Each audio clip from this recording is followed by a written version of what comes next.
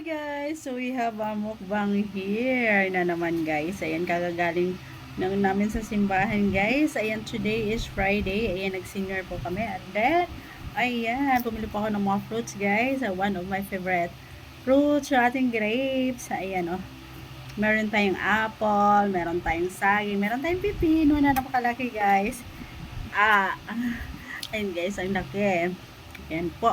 Ayan, meron tayong inihaw dito na bangus guys. Charan! Di ba? Ang sarap nito. And then, meron din tayong pipino. Guys, ito na. Yung ating pipino. Ayan po. Ayan, nagutom ako guys. Kasi hindi ako kumain sa labas guys. Hindi ako kumain sa labas guys. Hindi ako.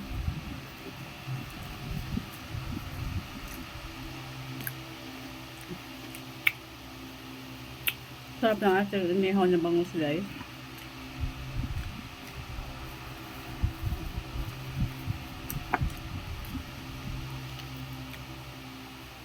Ayan. Ang sarap ako kumain dito sa ano guys, sa bahay. Ayun, tipid ano pa tayo guys. Tipid ano pa tayo, gastos, ayan. Sarap ng ating inihaw na bangus.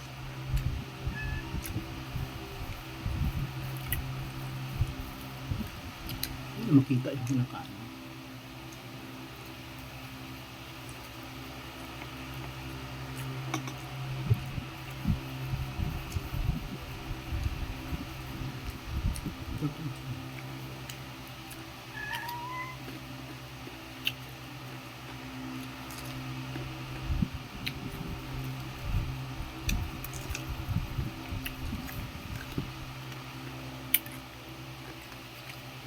Ayan, meron tayong ano dito guys, itlog na maalat. Kaya lang hindi ako nakain ng itlog na maalat guys. Ang sa nakasanayan. Hindi ko sa nakasanayan guys.